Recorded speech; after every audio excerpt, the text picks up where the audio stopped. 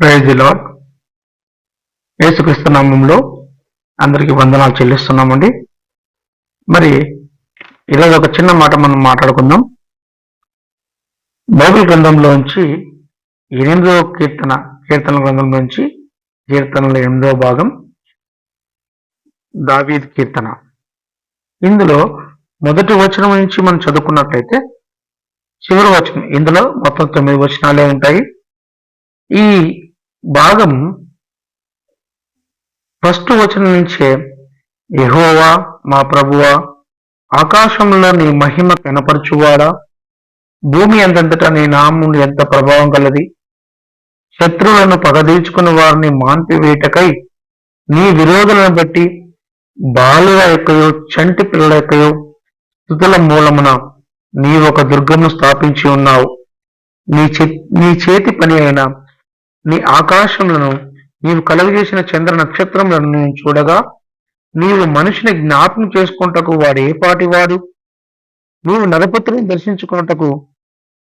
దర్శించుటకు వాడు ఏ పాటివాడు, దేవుని కంటే వానిని కొంచెం తక్కువ వానిగా చేసి ఉన్నావు. మహిమా ప్రభావాలతో వానికి కిరీటం ధరింపజేసి ఉన్నావు. నీ చేతి పనుల మీద వానికి అధికారం ఇచ్చి ఉన్నావు.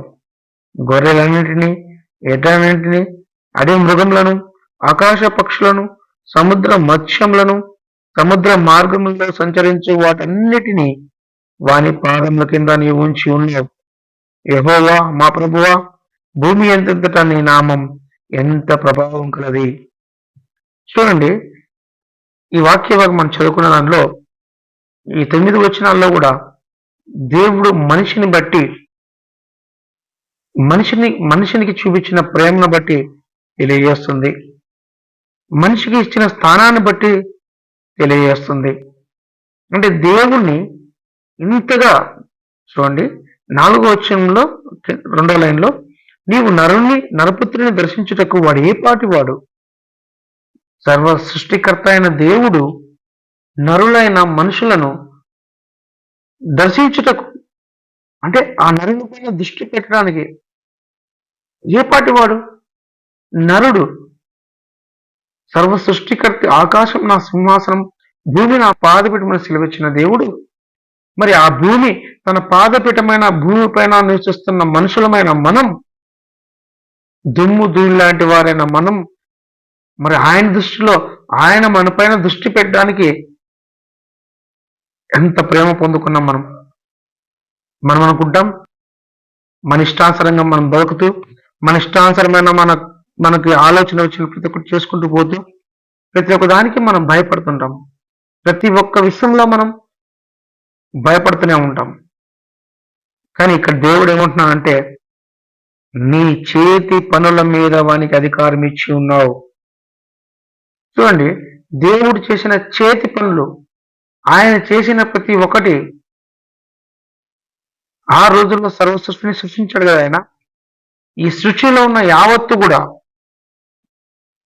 అదేవిధంగా మనం చదువుకున్నట్లయితే 2వ లైన్లో చూడండి, వాని పాదముల కింద నీవు ఉంచి ఉన్నావు. ఏమి ఉంచి ఉన్నావు వాని పాదముల కింద అంటే, గొర్రెలన్నింటినీ, ఎడ్లన్నిటినీ, అడవి మృగములను, ఆకాశ పక్షులను, సముద్ర మత్స్యములను, సముద్ర మార్గంలో సంచరించి వాటన్నిటినీ వాని పాదముల కింద నీవు ఉంచి ఉన్నావు. మనం ఈ లోకంలో దేన్ని వెంబడించాలన్నా భయపడుతుంటాం. ఒక మంచి మార్గం నడవాలన్నా ఇరుగు పొరుగు వారు ఏమనుకుంటారని భయపడతాం. ఒక మంచి పని చేయాలన్నప్పుడు కూడా, అది దేవుని దృష్టికి నువ్వు నీతిగా బతకాలన్నప్పుడు నీ పక్కింటి వారు, వీళ్ళు ఏమనుకుంటారని భయపడతావు. ఎందుకంటే సర్వాధిపతి అయిన దేవుడిని నమ్ముకున్నప్పుడు, దేవునికి ఇష్టమైన రీతిగా నువ్వు నడుస్తున్నప్పుడు, లోకం అంటే ఎవరిది? అపవాదిది. మళ్ళీ నువ్వు దేవుని ప్రకారం నడవలినప్పుడు అపవాదికి ఎదురుతనంగానే ఉంటుంది, అంటే విరోధకంగా ఉంటుంది. విరోధకంగా ఉన్నప్పటికీ ఆ సాతాను తలను చిదవదక్కిన వాడెవరు? మన దేవుడు. మరి అంతటి దేవుడే నిన్ను ఈ లోకం అంతటిపైన, ఆయన చేసిన చేతి పనులన్నిటిపైన నీకు అధికారం ఇచ్చి ఉన్నాను అని సెలవిస్తుంది వాక్యం. మరి ఆయన చేసిన చేతి పనులన్నిటిపైన వానికి అధికారం ఇచ్చి ఉన్నాను అనే దేవాది దేవుడే మనకి సెలవిచ్చినప్పుడు ఈ లోకంలో ఉన్న నీ ఇరుగు పొరుగు వారైతే ఏం చేస్తారు, నీ పక్కింటి వారైతే ఏం చేస్తారు, లేక విరోధకంగా నీ పైన లేచిన వారు ఏం చేస్తారు? నువ్వు మనిషిగా నువ్వు భయపడుతున్నావు కానీ మరి నీకున్న సమస్యను, నీకున్న భయాన్ని దేవుని సన్నిధిలో వచ్చి ఒప్పుకుని, ప్రభువా మరి ఈ విధంగా నేను భయపడుతున్నాను, ఈ విధంగా నాపై సమస్య వస్తుంది, ఈ విధంగా నేను దీన్ని తట్టుకోలేకపోతున్నాను, ఆయన సన్నిధిలో మోకరించినప్పుడు, ఆయన సన్నిధిలో ఆయన్ని అడిగినప్పుడు ఆయనకి శక్తిని ప్రసాదించగలిగే దేవుడు ఆయన. మనం చూస్తున్నామండి, ప్రతిరోజు మన చేతుల్లో ఉండేది మొబైల్. సాయంత్రం అయితే నువ్వు రీఛార్జ్ చేసుకుంటావు, సాయంత్రం అయితే నీకు ఛార్జింగ్ పెడితేనే నీకు మొబైల్ పనిచేస్తుంది, పగలంతా యూజ్ చేసుకుంటావు, మరి సాయంత్రం అయిన తర్వాత నువ్వు మొబైల్కి ఛార్జింగ్ పెట్టకపోతే మళ్ళీ అది పనిచేయదు. మరి నీలో కూడా ఒకవేళ ధైర్యం కోల్పోతే, నీలో ఉన్న భయం ఏదన్నా నీకు బాధ పెడితే, మరి సర్వాన్ని సృష్టికర్త దగ్గరికి నువ్వు ఎందుకు రాకూడదు? ఆయన సంధికి వచ్చి నువ్వు ఎందుకు ఆయన్ని అడగకూడదు? చూడండి, అదే విధంగా మనం ఆదికాండంలో దేవుడు చెప్పిన మాట చూడండి. ఆదికాండం 1వ అధ్యాయం 26వ వచనంలో కూడా ఏముంది? దేవుడు మన స్వరూపమందు మన పోలిక చెప్పున నరులను చేయదము, వారు సముద్రపు చేపలను, ఆకాశ పక్షులను, పశువులను, సమస్త భూమి మీద ప్రాకు ప్రతి జంతువును ఏలుదురుగాక అని పలికెను. అదేవిధంగా 28వ వచనంలో కూడా దేవుడు వారిని ఆశ్రయించును, ఎట్లనగా మీరు ఫలించి అభివృద్ధి పొంది విస్తరించి భూమిని నిండించి దానిని లోపరుచుకొనుడి, సముద్రపు చేపలను, ఆకాశ పక్షులను, భూమి మీద ప్రాకు ప్రతి జీవిని ఏళ్ళని దేవుడు వారితో చెప్పాను. చూడండి, ఈ విధంగా మరి ఆదికాండం 9వ అధ్యాయం 2వ వచనంలో కూడా మీ భయమును, మీ బెదరును అడవి జంతువులన్నిటికీ, ఆకాశ పక్షులన్నిటికీ, నేల మీద ప్రాకు ప్రతి పురుగుకును, సముద్రపు చేపలన్నిటికీ కలుగును, అవి మీ చేతకు అప్పగింపబడి ఉన్నవి. హల్లెలూయా, దేవునికి స్తోత్రం. చూడండి, మీ భయమును, మీ బెదరును అంటే మనమంటే భయం అంట, మనమంటే బెదురంట. దేనికి? అడవి జంతువులన్నిటికీ, ఆకాశ పక్షులన్నిటికీ, నేల మీద ప్రాకు ప్రతి పురుగుకును, సముద్రపు చేపలన్నిటికీ కలుగును, అవి మీ చేతికి అప్పగింపబడి ఉన్నాయని. మరి సర్వాధిపతి అయిన దేవుడేమో నాకు చేసిన దేవుడు, నన్ను తన చేతిలో తన పోలిక చెప్పుకున్నాడు, నిర్మించుకున్న దేవుడు ఏమంటున్నాడంటే ఈ భూమిపై ఉన్న ప్రతి ఒక్కరు కూడా నీ చేతికి అప్పగించబడి ఉన్నాయి అంటున్నాడు. మరి మనమైతే మనం వాటి చేతికి అప్పగింపబడే పరిస్థితుల్లో మనం ఉంటున్నాం. ఎందుకు? మరి నువ్వు నమ్ముకున్న దేవుడు నీకు ముందే చెప్పినాడు కదా, నువ్వు నమ్ముకున్న దేవుడు నీకు ధైర్యం ఇచ్చినాడు కదా. మరి నువ్వు బైబిల్ చదువుతూనే ఉంటావు, దేవుడు నాకు గొప్పవాడు అని చెప్తావు. ఆ గొప్ప దేవుడు చెప్పిన మాటను నువ్వెందుకు నీ మనసులో ఉంచుకో? ఆ మాట ప్రకారంగా నువ్వెందుకు ధైర్యంగా ఉండలేకపోతావు? ఈరోజు ప్రతి ఒక్క చిన్న దానికి మనం భయపడే స్థితిలో ఉంటున్నాం. దేవుణ్ణి మనస్ఫూర్తిగా ఆరాధించాలన్నా ఎవరు వచ్చి ఏం గలాట్ చేస్తారని భయం.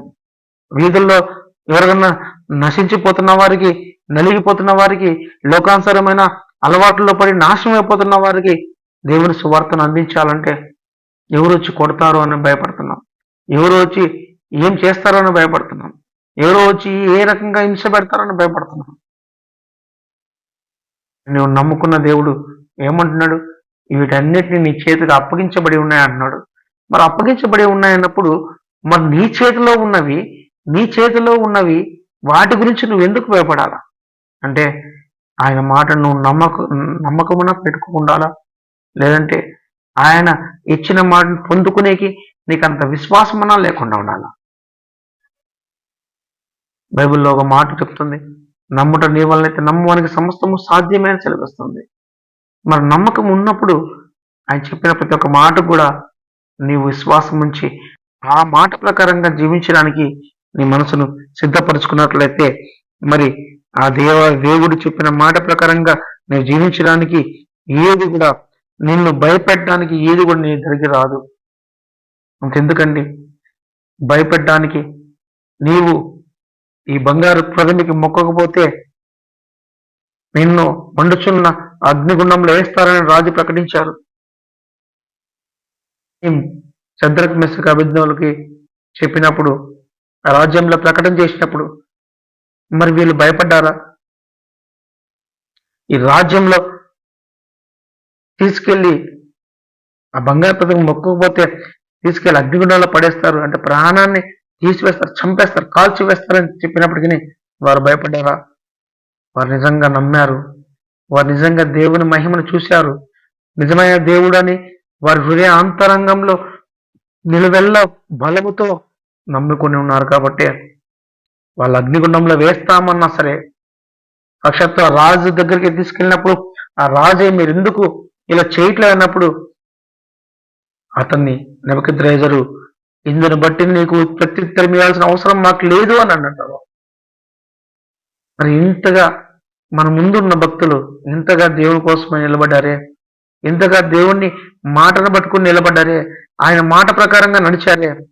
మరి ఆయన గ్రంథంలో రచించిన ప్రతి ఒక్క వాక్యం చదువుకుంటున్నాం. ఆ రోజు వాళ్ళకున్న దేవుడే నీకు నాకు ఈరోజు ఉన్న దేవుడు. మరి నిత్యం నిన్న నేడు రేపు నిరంతరం ఏకరీతిగా ఉన్న దేవుడు కదా మన దేవుడు, సజీవుడైన దేవుడు కదా. మరి ఆ సజీవుడైన దేవుడిని ఆరాధించి నీవు ఈరోజు ఏ స్థితిలో ఉన్నావు? ప్రతి ఒక్క దానికి భయపడుతూ, ప్రతి ఒక్క సమస్యకు భయపడుతూ, ప్రతి ఒక్క సంఘటనకు భయపడుతూ పిరికి వాన్లాగా మా బైబిల్ వాక్యం సెలవిస్తుంది, పిరికితనం గలవారు పరలోక రాజ్యాన్ని స్వతంత్రించుకోలేరంటుంది. మరి మనం ఏ స్థితిలో ఉన్నాం? మనం దేవుని నమ్ముకున్నది ఎందుకు? ఈ లోక యాత్ర ముగిసినప్పుడు తండ్రి కుడి పార్శ్వంలో మనం కూడా తండ్రి దగ్గర నిత్యం జీవించాలనే కదా. మరి పిరికితనంగా మనం ఈ లోకంలో జీవించినట్లయితే దేవుని రాజ్యాన్ని ఏ విధంగా స్వతంత్రించుకోవాలి? ప్రియ సహోదరి సహోదరులారా, ఈరోజు మరి ఈ మాటను బట్టి అయినా మనం ధైర్యం తెచ్చుకుందాం.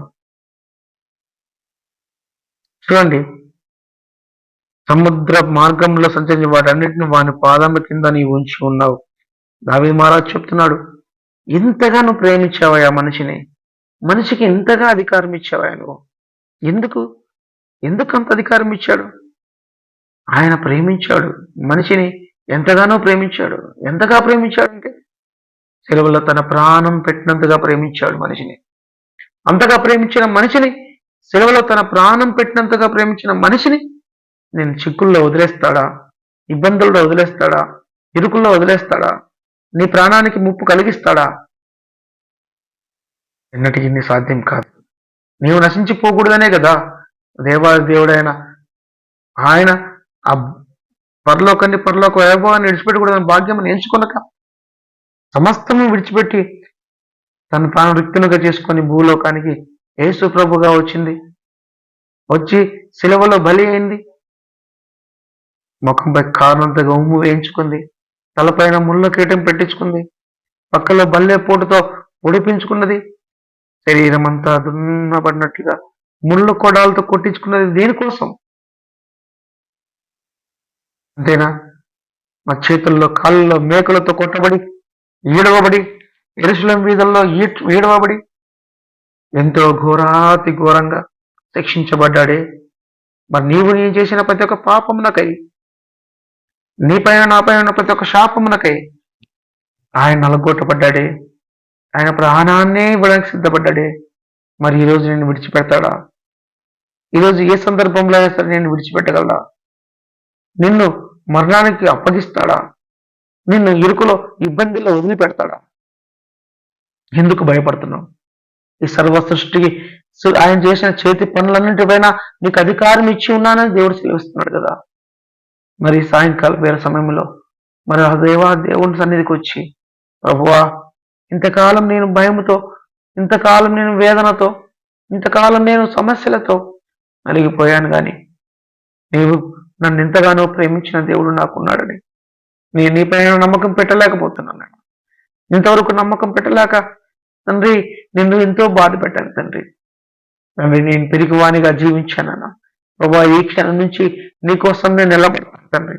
నీవు నాకు చేసిన త్యాగాన్ని బట్టి నేను స్థిరంగా నిలబడతాను తండ్రి అని గట్టిగా హృదయపూర్వకంగా మీ మనసులను ఆయన సన్నిధిలో చేరి ఆయన్ని ఆయన కొనియాడినట్లయితే, ఆయన ముందర మీకున్న సమస్తం చెప్పుకొని ఆయన ఆరాధించినట్లయితే, ఆయన దగ్గర ఆయన సన్నిధిలో నిలబడి ప్రార్థించినట్లయితే నిజంగా బలాన్ని పొందుకోగలవు.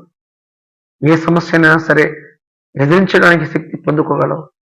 అంతటి శక్తిమంతుడైన దేవుణ్ణి ఎదుట నీవు మోకాలుని నిత్యము ఆయన పరిశుద్ధుడు పరిశుద్ధుడు పరిశుద్ధుడిని పొగడపరిచిన దేవుణ్ణి ఆ విధంగా నువ్వు ఆరాధించాలని, ఆ విధంగా నువ్వు కొనియాడాలని, ఆ విధంగా ఆయన ప్రార్థించాలని, నిత్యం కూడా ఆయనకి మహిమకరంగా నీవు నీ జీవితాన్ని మలుచుకోవాలని అందరికీ యేసుక్రీస్తు నామములో మనం చేస్తున్నాను.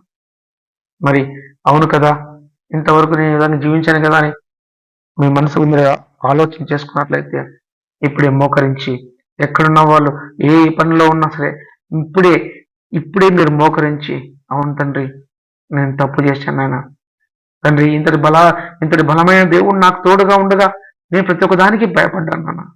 దయతో నన్ను క్షమించి ప్రభువా. ఈ క్షణం నుంచి తండ్రి ప్రతి సమస్యలోను, ప్రతి ఇరుకులోను, ప్రతి ఇబ్బందిలోను, ఏ వేదనైనా సరే తండ్రి నేను ముందు పెట్టుకొని నేను నడుస్తాను. నీవు నాకు తోడుగా ఉంటే దేనైనా ఎదిరించడానికి నేను తండ్రి శక్తి పొందుకుంటాను తండ్రి అని ఆయన సన్నిధిలో మోకరించి ప్రార్థన చేసినట్లయితే ఆయన విడిపించడానికి సిద్ధంగా ఉన్నాడు. మరి మోకరించి ప్రార్థన చేద్దామా? అవునన్న వారు అందరూ మోకరించండి. మహాపరిశుద్ధుడైన దేవా, నీ ఘనమైన నామం నాకు స్తుతి స్తోత్రము చెల్లిస్తున్నాం తండ్రి. సర్వాధిపతివైన దేవానికి స్తోత్రమైన, సర్వ సృష్టికర్తమైన దేవానికి స్తోత్రం తండ్రి. మాట చొప్పున సమస్తం కలుగు చేసిన దేవానికి స్తోత్రం చెల్లిస్తున్నాం తండ్రి. నిత్యము మా కోసమే తండ్రి ప్రభా తండ్రి నీవు పాకులాడి దేవుడు తండ్రి ప్రభా, ఎల్లప్పుడు కూడా తండ్రి ప్రభా మమ్మల్ని నీ చేతులు చాపి పిలుస్తున్న దేవుడు తండ్రి. నీ సన్నిధిలో మేము కనిపెట్టుకుని నీ సన్నిధిలో తండ్రి ప్రభా మేము గడపాలని, నీకు తండ్రి ప్రభా దగ్గరగా మేము జీవించాలని ప్రతి నిమిషము కూడా తండ్రి మా కోసం చేతులు చాచి ఎదురు చూస్తున్నవాడు తండ్రి. కానీ మేమేమో తండ్రి ఈ లోక ప్రయాణంలో తండ్రి మా అవసరాల కోసం తండ్రి మాకున్న పనుల భారం బట్టి ప్రభా ఇదే మాకు శాశ్వతం అనుకొని లోకంలో తండ్రి ప్రతినిత్యము కూడా తండ్రి మా అవసరాలు తీర్చుకోవడానికి మేము ప్రయాసపడ్డాం. కానీ ప్రభా నీ కోసమై మేము తండ్రి ఏ ఒక్క నిమిషం కూడా ఏ ఒక్క గంట తండ్రి ప్రభా మేము వెచ్చించలేకపోతున్నాం. అయితే మమ్మల్ని క్షమించండి ప్రభా. బలమైన దేవుడు, సర్వశక్తిమంతుడైన దేవుడు, సర్వాధిపతి అయిన దేవుడు నీవు మాకున్నావని గుర్తెరిగి ప్రభా ఈరోజు మీ సన్నిధికి వచ్చినాం తండ్రి. అయితే మమ్మల్ని క్షమించండి ప్రభా. ఇంతవరకు నీకు వ్యతిరేకంగా మేము జీవించిన విధానాన్ని బట్టి ప్రభా నీ సన్నిధిని ఒప్పుకుంటున్నాం తండ్రి. అవునైనా ఈ సర్వ సృష్టి పైన నాకు అధికారం ఇచ్చావు తండ్రి. తండ్రి సమస్త భూపై ఉన్న ప్రతి ఒక్క తండ్రి జంతువులన్నింటిపైన, పాకే పురుగులన్నింటిలోన, సముద్ర జలాధిపతులు అన్నింటిలో కూడా తండ్రి బాబా అన్నిటికి నా చేతికి అప్పగించి ఉన్నావు తండ్రి. బాబా నీవిచ్చిన ఈ తండ్రి ఈ ధైర్యాన్ని బట్టి, నీవిచ్చిన తండ్రి బాబా తండ్రి ఈ మాటను పట్టుకొని బాబా నన్ను సరి చేసుకొని నీ సన్నిధిలో తండ్రి బాబా మొరపెట్టడానికి తండ్రి నీ సన్నిధిలో తండ్రి బాబా క్షమాపణ కోరడానికి వచ్చినాను. రైతు నన్ను క్షమించవా, నన్ను క్షమించి ప్రభా నాకు నూతన జన్మను, నూతన తండ్రి ప్రభా జీవితాన్ని ప్రసాదించవా. ఇకపై నేను జీవించినంత కాలం ప్రభా నీ కోసమై నిలబడే బిడ్డగా నన్ను మార్చవా. యేసయ్యానికి స్తోత్రం చెల్లిస్తున్నాం తండ్రి. నీ సన్నిధిలో చేర్చుకొని నన్ను నూతన జీవితాన్ని నాకు ప్రసాదించి నీ బిడ్డగా నన్ను చేర్చుకున్నందుకు నీకే స్తుతి స్తోత్రాలు చెల్లిస్తూ యేసుక్రీస్తు నామములో ప్రార్థించి వేడుకుంటున్నాం తండ్రి. ఆమేన్, ఆమేన్, ఆమేన్.